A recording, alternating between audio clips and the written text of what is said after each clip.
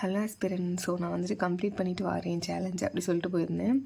So இப்போ பார்த்திங்கன்னா 5 hours 30 minutes தான் கம்ப்ளீட் பண்ணியிருக்கேன். என்ன ரீசன்னா ஒரு சப்ஜெக்ட்ஸ் மட்டும் முடிக்கலை, ஒரு சப்ஜெக்ட் மட்டும் முடிக்கலை, பாலிட்டி மட்டும் முடிக்கலை. ஸோ நான் கொஞ்சம் முன்னாடியே கம்ப்ளீட் பண்ணிவிட்டேன். ஆக்சுவலாக 8:45க்கு கம்ப்ளீட் பண்ணிவிட்டு அதுக்கப்புறம் கொஞ்சம் பிரேக் எடுத்துகிட்டு சாப்பிட்டுட்டு அப்புறமா கொஞ்சம் நெக்ஸ்ட்டு டேக்குள்ளே ஷெட்யூல்லாம் எழுதிட்டு அதுக்கப்புறமா வீடியோ ரெக்கார்ட் பண்ணுறேன். ஸோ கரெக்டாக 1:30 ஹார் வந்து படிச்சிருக்கேன். இப்போ வந்து பிரேக் வந்து 5 minutes 10 minutes போகலாம், அதுக்கு மேலே போகக்கூடாது. இப்போ வந்து ஒரு இது கம்ப்ளீட் பண்ணலைன்னா அதை நெக்ஸ்ட் டே அதை மட்டும் கம்ப்ளீட் பண்ண பாருங்கள். ஏன்னா நம்ம 1 hour தான் பிளான் போட்டிருக்கோம். நம்ம நிறைய எடுத்துகிட்டு போகணுன்னா நம்மளுக்கு வந்து எப்படி சொல்கிறேன்னு புரியும்னு நினைக்கிறேன் உங்களுக்கு. இப்போ வந்துட்டு நீங்கள் பாலிட்டி நான் இப்போ முடிக்கலை. ஸோ முடிக்கலை மீன்ஸ் இப்போ நாளைக்கு வந்து வேறு சப்ஜெக்ட்ஸ்லாம் வரும், பாலிட்டி வராது. நெக்ஸ்ட் டே என்ன பண்ணுறேன்னா இன்றைக்கி வந்து பேசிக்கே நான் முடிக்கலைன்னா அந்த பேசிக் மட்டும் தான் 2 pages முடிக்கணும். அதுக்கு மேலே எக்ஸ்ட்ரா செகண்ட் டேக்குள்ளதையும் சேர்த்து நம்ம வந்து கொண்டு போகக்கூடாது. ஸோ அப்போ வந்து அதுக்கு 2 hours மேலே எடுக்கும், நம்மளுக்கு முடிக்கணுங்க இன்ட்ரெஸ்ட் வராது. ஸோ 1 day ஒரு சப்ஜெக்ட்டு ஸ்கிப் பண்ணிட்டோன்னா நெக்ஸ்ட் டே அந்த சப்ஜெக்டில் என்ன அன்னைக்கு படிக்க நினச்சோமோ அதை மட்டும் கம்ப்ளீட் பண்ணுங்கள். எக்ஸ்ட்ரா எடுத்துகிட்டு போட்டிங்கன்னா உங்களுக்கு இன்ட்ரெஸ்ட் போயிடும், லேர்ன் பண்ணக்குள்ள இன்ட்ரெஸ்ட். அதை வந்து சொல்லணும்னு நினச்சேன். பட் பெண்டிங் வந்து எப்போவுமே வைக்காதீங்க. நான் வந்துட்டு இன்றைக்கி மதியம் கொஞ்சம் ரெஸ்ட் எடுக்கணும் அப்படின்னு சொல்லிட்டு இருந்ததுனால நான் வந்துட்டு இன்றைக்கி பெண்டிங் வச்சுட்டேன். அப்புறமா நான் இனி தான் வந்துட்டு வீடியோ வந்து சேவ் பண்ணி எடிட் பண்ணி ப்ராசஸ் பண்ணணும். அதுக்கே எனக்கு 1 hour கிட்டே எடுக்கும், ஒரு 30 minutesக்கு மேலே எடுக்கும். வீடியோ எடிட் பண்ண கூட பெருசாக டைம் எடுக்காது, சைஸ் வந்து பெருசாக இருக்கும், நிறைய எம்பியில் இருக்கும். ஸோ அதை வந்து கன்வெர்ட் பண்ணுறதுக்கு தான் ஒரு ஆப்பில் வந்துட்டு ரொம்ப நேரம் லோட் ஆகும், அது ஒரு விஷயம் இருக்குது. ஸோ அதனால தான் நான் வந்துட்டு எப்போவுமே சாட்டர்டே சண்டே தான் வீடியோவுக்கு டைம் ஒதுக்குவேன். நம்மளுக்கு வந்து லேர்ன் பண்ண தான் கரெக்டாக டைம் இருக்கும். ஸோ அதனால தான் நான் வந்து சாட்டர்டே சண்டேன்னு ஒதுக்கிடுவேன். ஸோ இன்னொன்று ஒரு பிளானும் பண்ணியிருக்கேன். இப்போ வந்துட்டு நான் ஃபஸ்ட்டு டேக்கும் டே 1க்கும் டே 2க்கும் எப்படி வந்துட்டு லேர்ன் பண்ண போகிறோம் அப்படிங்கிற ப்ராசஸ்னால தான் நான் வந்துட்டு அதை உங்களுக்கு எப்படின்னு எக்ஸ்பிளைன் பண்ணுங்கிறதுக்காண்டி தான் நான் வந்து லென்த்தியாக வீடியோ போட்டேன். இனி வந்துட்டு ஷார்ட்ஸில் வந்து நான் போடலான்னு இருக்கேன். ஸோ நான் இன்றைக்கி வந்து 7 hours கம்ப்ளீட் பண்ணிட்டேன். ஸோ எந்த சப்ஜெக்ட்ஸ்லாம் கம்ப்ளீட் பண்ணினேன் அப்படி சொல்லிட்டு உங்ககிட்ட ஷேர் பண்ணலான்னு இருக்கேன். ஸோ அதை பற்றின ஒப்பீனியனையும் கண்டிப்பாக நீங்கள் கமெண்ட்ஸில் ஷேர் பண்ணுங்கள். ஸோ இதில் பார்த்திங்கன்னா நான் வந்து எக்கனாமிக்ஸ்க்கு எக்ஸ்ட்ரா 10 minutes எடுத்திருப்பேன், அதனால இங்கே வந்து ஒரு 10 minutes லெஸ் பண்ணியிருப்பேன். ஸோ அதுக்குள்ளே என்னால் முடிஞ்ச டாபிக்ஸாக முடித்து கவர் பண்ணியிருக்கேன். ஸோ இப்போது நெக்ஸ்ட் டேக்குள்ளே சிலபஸ் பார்க்க முன்னாடி நம்ம வந்துட்டு ஆல்ரெடி இப்போது முடிச்சிருக்கோம்ல. ஸோ இந்த 3 GK சப்ஜெக்ட்ஸ்க்குமே அதுக்கு நான் வந்து நம்ம முடிச்சிட்டோன்னா நான் ஒரு நோட்ஸ் எடுக்கலான்னு சொல்லிட்டு உங்ககிட்ட சொல்லியிருந்தேன். அது எப்படின்னு பார்க்கலாம்.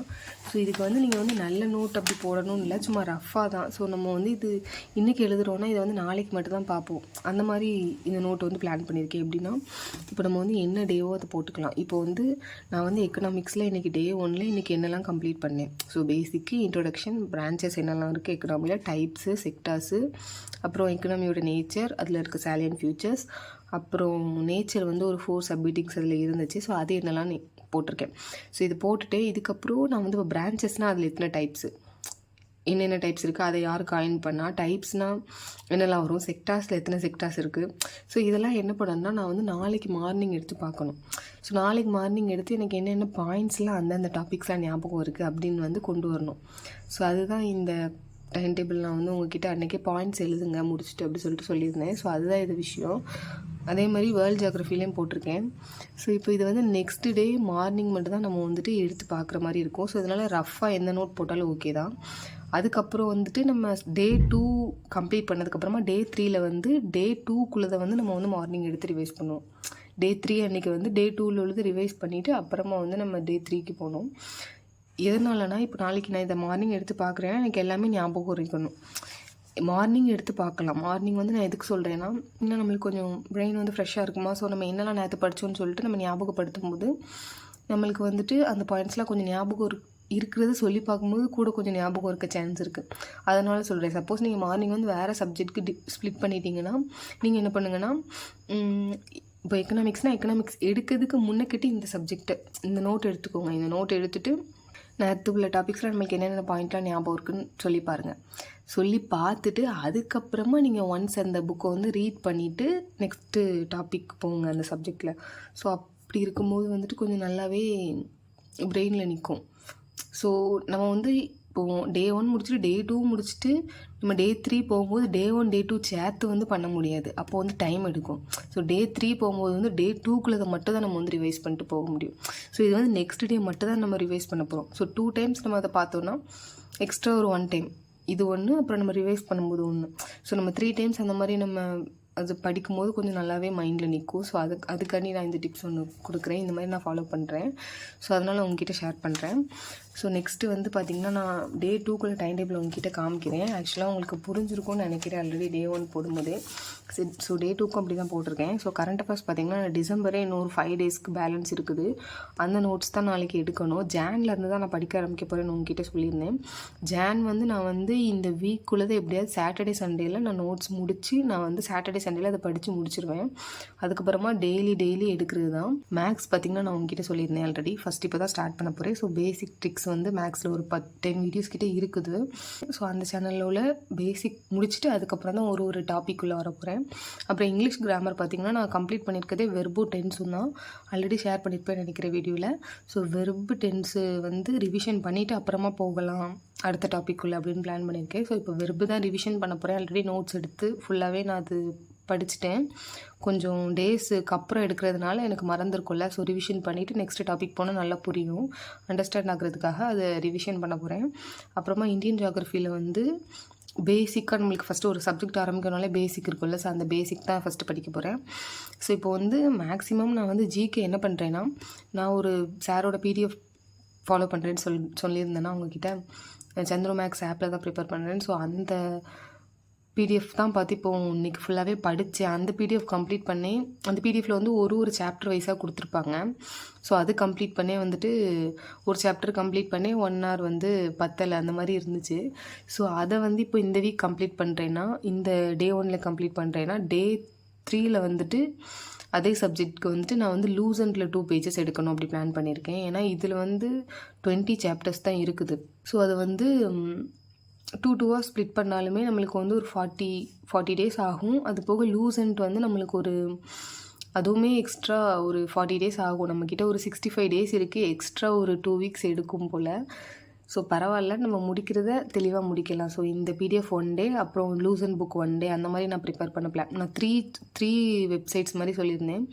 ஒன்று வந்துட்டு பிடிஎஃப் பார்க்க போகிறேன். அதுக்கப்புறமா நான் ப்ரிப்பேர் பண்ணுற ஆப்பில் உள்ள பிடிஎஃப் பார்க்க போகிறேன். அப்புறமா நெட்லேருந்து வேணால் நோட்ஸ் எடுத்துக்கலான்னு சொல்லியிருந்தேன். அப்புறம் பர்மர் நோட்ஸ் ஃபாலோ பண்ணுறேன்னா அப்புறமா லூசன் பண்ணுறேன். ஸோ இந்த 3மே வந்துட்டு சேர்த்து வந்து நம்ம எல்லா டாபிக்ஸும் படிக்கணும் அப்படி சொல்லியிருந்தேன். பட் வந்து 1 dayல அது முடிக்க முடியல. நானும் இப்போ தான் ஸ்டார்ட் பண்ணுறேன். ஃபஸ்ட்டு வந்து லூசன் மட்டுமே நான் வந்து பார்க்கல, ஒரு பிடிஎஃப் மட்டுமே பார்த்து படிச்சுட்டு இருந்தேன். அப்படி இல்லைனா ஒரு சப்ஜெக்ட்க்கு லூசன் மட்டும் பார்ப்பேன் அப்படி இருந்தேன். ஸோ 3மே சேர்த்துங்கும் போது கொஞ்சம் டைம் எடுக்குது. அதனால் நம்ம ஒரு டாப்பிக்கை வந்து 2 days கொண்டு போகிற மாதிரி இருக்கும். பட் பரவாயில்ல, நம்ம இந்த பிடிஎஃப் முடிச்சுட்டு நம்ம லூசனில் எப்படியும் பாதி பாயிண்ட்ஸ் தெரிஞ்சது தான் இருக்கும். எக்ஸ்ட்ரா இருக்க பாயிண்ட்ஸை மட்டும் நல்லா எடுத்துக்கணும். இன்னொன்று பிடிஎஃப்பில் கொஞ்சம் சேமாக தான் இருக்குது நான் பார்த்தேன். ஸோ அதை கம்பேர் பண்ணும்போது எக்ஸ்ட்ரா பாயிண்ட்ஸ் மட்டும் சைடாக எழுதி வச்சுக்கலாம் அப்படிங்கிற மாதிரி பிளான் பண்ணிட்டேன். ஸோ அது பிரச்சனையே இல்லை. எக்ஸ்ட்ரா 1 day எடுத்தாலும் நம்ம அந்த மறுபடியும் படிக்கிறதுனால தப்பே இல்லை. தெளிவாகவும் படித்த மாதிரி ஆகிரும். மறுபடியும் படிக்கிறதுனால நல்லாவே ஞாபகம் இருக்கும். ஆல்ரெடி இது போன வீடியோவில் ஷேர் பண்ண விஷயம் தான் மறுபடியும் சொல்கிறேன்னு நினைக்கிறேன். ஸோ இன்றைக்கி வந்து என்னால் ஒரு பிடிஎஃப் தான் முடிக்க முடிஞ்சு, அதை ஷேர் பண்ண நினச்சேன். இன்னொன்று பிடிஎஃப்பில் சேமாக இருக்கிறதுனால லூசன் மட்டும் இன்னும் 1 day அதே பேசிக் எடுக்கிற மாதிரி இருக்கும். பிடிஎஃப்னு போட்டிருந்ததுனால எனக்கு அது ஞாபகம் வந்துச்சு, உங்ககிட்ட ஷேர் பண்ண நினச்சேன். அப்புறமா ஹிஸ்ட்ரியில் பார்த்திங்கன்னா நான் வந்துட்டு ஏன்ஷியன்ட்டில் வந்து ஸ்டார்ட் பண்ணலான்னு பிளான் பண்ணியிருக்கேன். எனக்கு ஒரு ஐடியா இல்லை. எப்படின்னா ஏன்ஷியன்ட்லேருந்தே படித்தா தான் நம்மளுக்கு ஆக்சுவலாக புரியும் பேசிக் ஸ்டார்ட் பண்ணுறவங்களுக்கு. பட் வந்து எக்ஸாம் பாயிண்ட் ஆஃப் வியூவில் வந்து ஐஎன்எம்மும் அப்புறமா நம்மளுக்கு மாடர்னும் மட்டும் தான் ரொம்ப இம்பார்ட்டன்ட். மிடிவல் வந்து கொஞ்சம் வரும் அப்படி சொல்லுவாங்க. மாடர்னும் ஐஎன்எம் தான் ரொம்ப வரும் அப்படி சொல்லுவாங்க. அதனால் எனக்குமே அதில் ஒரு கன்ஃபியூஷன் இருக்குது. பட் நம்ம பேசிக்லேருந்து ஸ்டார்ட் பண்ணுறதுனால ஃபஸ்ட்டு வந்து ஏன்ஷியன்ட்டே எடுக்கலாம் அப்படி சொல்லிட்டு நான் பிளான் பண்ணியிருக்கேன். ஸோ ஏன்ஷியன்ட் ஈஸியாக தான் இருக்கும். பட் கவர் பண்ணனா நம்ம ஹிஸ்ட்ரி வந்து நம்ம மற்ற சப்ஜெக்ட்டு கம்பேர் பண்ணும்போது டைம் எடுக்கும். பட் பார்த்துக்கலாம், நம்ம ஃபஸ்ட்லேருந்தே பண்ணுறது பெட்ரு தான் எனக்கு தெரிஞ்சு. ஸோ அது இன்னும் எனக்கு ஒன்றும் ஒரு ஃபிக்ஸ்டாக இல்லை. அதனால் ஆல்ரெடி நான் ஹிஸ்ட்ரி ஃபஸ்ட்டு ப்ரிப்பேர் பண்ணும்போது ஒதுக்கி வச்சுருந்தேன். ஹிஸ்ட்ரி எடுக்கவே இல்லை. பட் ஹிஸ்ட்ரியிலேருந்தும் கம்பல்சரி எப்படியாச்சும் கொஸ்டின்ஸ் வந்துடும், அது எடுத்து தான் ஆகணும். அதனால தான் நான் அது எடுத்திருக்கேன் இந்த டைம். அப்புறமா ஸ்டாட்டிக் ஜிகே பார்த்திங்கன்னா இந்தியாவில் இருக்க ஸ்டேட்ஸ், அதோட கேபிட்டல்ஸ். ஸோ இது வந்து தெரியலைன்னு சொல்கிறது வந்து ஒரு பெரிய தப்பான விஷயம் இல்லை. பட் நம்ம அதை வந்து கற்றுக்கணும். அதுதான் உண்மை. எனக்கு தெரியாதுன்னு சொல்கிறதுக்கு எனக்கு ஒரு மாரி இருக்குது அப்படின்னு நினைக்கக்கூடாது. இது தெரியல, நான் இதை கற்றுக்க போறேன். எனக்கு ஒரு சில ஸ்டேட்ஸுக்கு வந்து கேபிட்டல்ஸ் தெரியும். பட் நிறையா ஸ்டேட்ஸ்க்கு தெரியாது. பட் அதை ரீட் பண்ணும்போது ஓ இதுதான்ல அப்படின்னு தோணும். பட் தெரியாது. அப்புறம் யூனியன் டெரிட்டரிஸும் நம்மளுக்கு 5 இருக்குதா. ஸோ அதில் உள்ளதையுமே நம்ம வந்துட்டு ஃபுல்லாகவே மனப்பாடம் பண்ணி தான் ஆகணும். ஸோ அந்த பிளேசஸ்லாம் நீங்கள் வந்து உங்களுக்கு தெரியலனா இன்னும் தெரியல அப்படி சொல்லிட்டே இருக்காதீங்க. வெளியில் சொல்லதுக்கும் ஒரு மாதிரி நினச்சிட்டு அப்படி இருக்காதீங்க. அதை லேர்ன் பண்ணிடுங்க உடனே. அதுதான் பெஸ்ட்டு சாய்ஸு. நம்ம ஆஸ்பிரண்ட்டாக இருக்கோம். ஸோ நம்ம தெரியலன்னு எதையுமே சொல்லிடக்கூடாது ஜென்ரல் நாலேஜை. ஸோ அதை வந்து ஃபஸ்ட்டு படித்து முடிச்சிடுங்க. இந்தியன் ஸ்டேட்ஸும் அதோட கேபிட்டல்ஸும். அதுக்கப்புறமா பயாலஜியில் வந்து பார்த்திங்கன்னா டைஜஸ்டிவ் சிஸ்டம் நான் வந்து படிக்க போகிறேன் நாளைக்கு வந்துட்டு. டைஜஸ்டிவ் சிஸ்டம் வந்துட்டு ஒரு இம்பார்ட்டன்ட் டாபிக். ஸோ வந்து பயாலஜியில் 10 இம்பார்ட்டன்ட் டாபிக்ஸ் இருக்கும். ஸோ அதை மட்டும் தான் நான் வந்துட்டு கவர் பண்ண போகிறேன். ஸோ நெக்ஸ்ட்டு வரக்கூடிய வீடியோவில் நான் வந்து எந்தெந்த டாபிக்ஸ் கவர் பண்ணுறேன்னு ஷேர் பண்ணுறேன். ஸோ அதை மாதிரி உங்ககிட்ட ஃபஸ்ட்டே சொன்னேன், ஷார்ட்ஸ் தான் இனி போட போகிறேன், லாங் வீடியோ வந்துட்டு போடலை அப்படின்னு சொல்லியிருந்தேன். அதை மாதிரி தான் இனி பண்ணலான்னு பிளான் பண்ணியிருக்கேன். ஏன்னா எடிட்டிங்க்கு கொஞ்சம் டைம் எடுக்குது. ஸோ லாங் வீடியோ வந்து இது எக்ஸ்பிளைன் பண்ணணும் அப்படி தான் சொல்லி நான் வந்து லாங் வீடியோ போட்டுக்கிட்டு இருந்தேன். ஸோ இனி வந்து சிலபஸ் எப்படி கவர் பண்ணணும்னு உங்களுக்கு ஒரு ஐடியா கிடச்சிருக்கோம் நான் சொன்னதை வச்சு. அதனால் இனி வந்து நான் டெய்லி 7 hours கம்ப்ளீட் பண்ணுறேன்னா அப்படிங்கிறத மட்டும் நான் உங்களுக்கு ஷார்ட்ஸில் ஷேர் பண்ணுறேன்.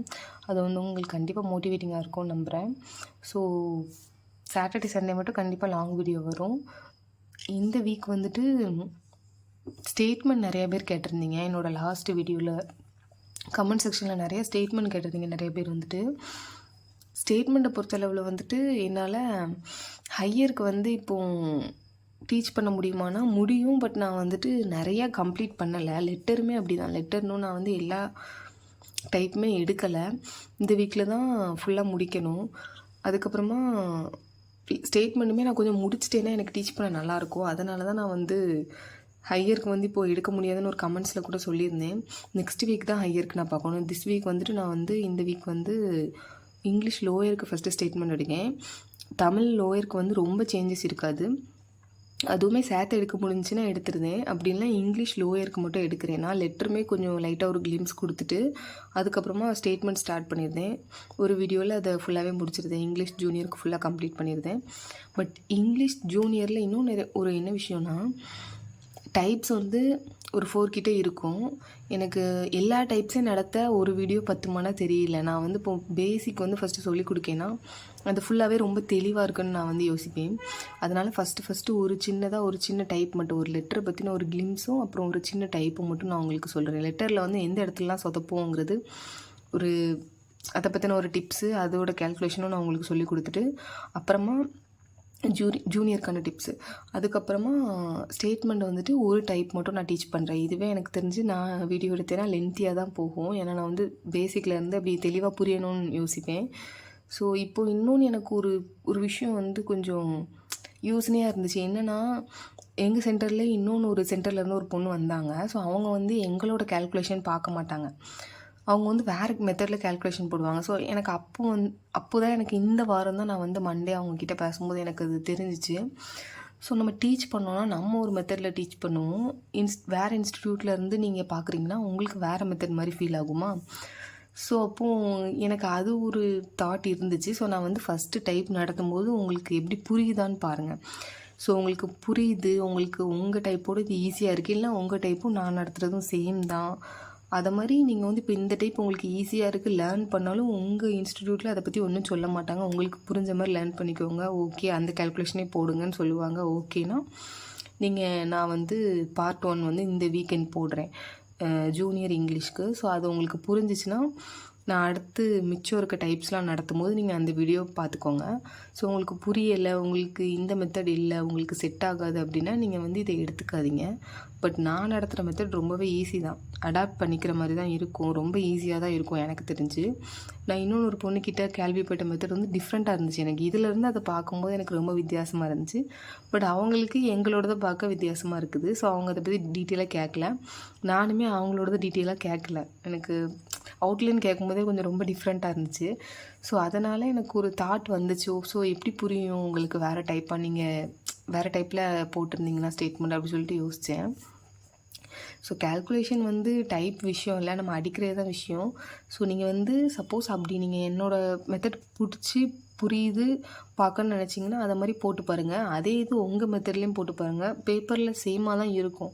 வேணால் அந்த பாக்ஸ் கொஞ்சம் முன்ன பின்ன வரும், ரொம்பலாம் டிஃப்ரென்ஸ் இருக்காது. ஸோ அதுவும் ஷேர் பண்ணலான்னு நினச்சேன். ஸோ இந்த சண்டே வந்துட்டு நான் கண்டிப்பாக ஸ்டேட்மெண்ட்டுக்கு ஒரு வீடியோ போட்டுருந்தேன். இங்கிலீஷ் ஜூனியருக்கு. தமிழுக்கு வந்துட்டு நெக்ஸ்ட்டு அது கூட எக்ஸ்ட்ரா ஒரு டைப்ஸ்லாம் ஆட் பண்ணுவேன்ல, ஸோ அந்த மிச்சம் இருக்க டைப்ஸ் நடத்தும்போது தமிழும் ஆட் பண்ண முடிஞ்சால் சேர்த்து நான் செகண்ட் வீடியோலேயே தமிழ்லையும் மொத்தமாக ஜூனியர் கூட போட்ட முடிஞ்சால் போட்டிருந்தேன். எனக்கு நடத்தி அப்புறம் அது வந்துட்டு எடிட் பண்ண கரெக்டாக அந்த வீக்கெண்ட் முடிஞ்சிச்சுன்னா நான் தமிழுக்குமே சேர்த்துவே போட்டிருந்தேன். ஏன்னா தமிழ் நான் இப்போ தான் ஸ்டார்ட் பண்ணியிருக்கேன், எல்லா டைப்பும் அடித்து பார்க்கல, அது ஒரு விஷயம். ஸோ அதுவுமே நான் 2 டேஸில் அடித்து பார்த்துட்டேன்னா நான் உங்களுக்கு தமிழ் போட்டுருவேன். இல்லைனா அதுவுமே நெக்ஸ்ட் வீக் தான் போடுற மாதிரி பார்ப்பேன், இங்கிலீஷ் ஹையர் கூட சேர்த்து. ஸோ இந்த வீடியோவில் எவ்வளோ தான் காய்ஸ். ஸோ நான் எப்படி டைம் டேபிள் போட்டேன், ஸோ டே 1 டே 2க்கான டைம் டேபிள் பிளான் எப்படின்னு நான் எக்ஸ்பிளைன் பண்ணியிருப்பேன். ஸோ அது உங்களுக்கு கரெக்டாக செட் ஆகும்னு நம்புகிறேன். ஸோ எப்போவுமே டைம் வேஸ்ட் பண்ணாதீங்க. நம்ம டைம் வந்து வேஸ்ட் பண்ணிடுவோம். அப்புறம் நம்ம வந்து ப்ரிப்பேர் பண்ணணும்னு நினைக்கும் போது நம்மளுக்கு டைம் வந்து கிடைக்காது, டைம் வந்து நம்மக்கிட்ட கொடுக்காது, டைமை வேஸ்ட் பண்ணலை அப்படிங்கிற மாதிரி திருப்பி அடிக்கும். ஸோ அதனால தான் சொல்கிறேன், எனக்கு இந்த 1 வீக் வேஸ்ட் ஆகிட்டு. பட் ஹெல்த்து தான் முக்கியம். பட் நம்மளும் கொஞ்சம் முந்தி டைம் ஏதாச்சும் சின்ன சின்னதாக வேஸ்ட் பண்ணியிருப்போம்ல, அதெல்லாம் யோசிக்கும் போது ஸோ நம்ம மேலேயும் தப்பு இருக்குன்னு தோணும்ல. ஸோ அதனால் உங்ககிட்ட ஷேர் பண்ணுறேன். எப்போவுமே டைம் வேஸ்ட் பண்ணிவிட்டு அப்புறம் ரெக்ரெட் பண்ணிடாதீங்க. ஸோ நல்லா ப்ரிப்ரேஷன் பண்ணுங்கள். ஸோ என்னோடய வீடியோஸ் வந்து மோட்டிவேட்டிங்காக இருந்துச்சுன்னா கண்டிப்பாக சப்போர்ட் பண்ணுங்கள். கமெண்ட் செக்ஷனில் இன்ட்ராக்ட் பண்ணுங்கள். ஸோ இந்த வீடியோஸ் ஓகேவா இருக்குது, மோட்டிவேஷ்னல் வீடியோஸ் நிறையா போடுங்க, அப்புறமா டைப்ரைட்டிங் பற்றின வீடியோஸ்லாம் போடுங்க அப்படின்னு சொல்லிட்டு ஷேர் பண்ணுங்கள் கண்டிப்பாக மறக்காமல். So thank you so much aspirants.